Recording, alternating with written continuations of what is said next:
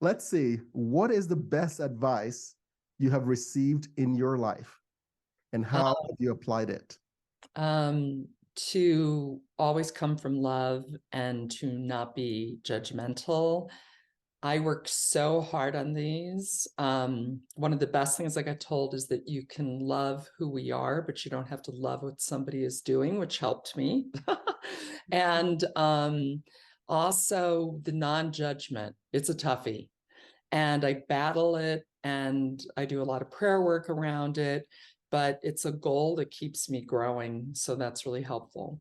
I love that. I love that so much. I heard a quote from someone that I thought was really interesting. He said he saw a guy driving a Subaru and had all these stickers on the Subaru, and he also, drove past the guy, and he had all these tattoos and everything. And then he saw one of the stickers on the Subaru, and it said, "Don't judge me because I sin differently than you do."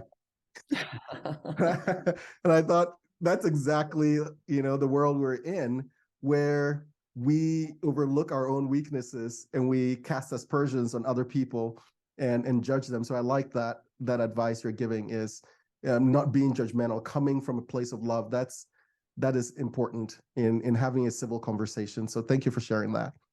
So Well, the and next, go ahead. it's also like, I'm older than you.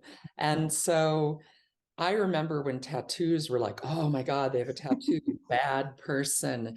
And then now I'll never get a tattoo. And I have my reasons. But when I see people tattoos, I'm like, oh, I love your tats. And I look at them because I know it's their expression of art. And some people, it's their expression of healing. They've been through trauma or whatever. And I'm just like, oh my God, I love your sleeve. Like I've even learned some of the language. And I think that's how we connect. It doesn't mean you have to do the same thing, but you can have awe or intrigue or just admiration. I mean, there's no way I'm letting That anybody is needle my body. It's not happening. exactly. I'm in the same camp, but I agree with you. I agree. And Yeah. I feel like I've evolved a little bit. I grew up in a culture that was very kind of conservative around things like that. I Yeah. grew up in West Africa, and tattoos are very rare.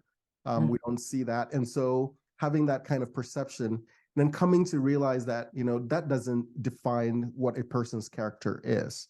And we need to begin to kind of shed some of those um, things that we grew up with, Yeah. and be a little more open, because in the end, you will never go wrong loving somebody. Like it's just impossible to go wrong. So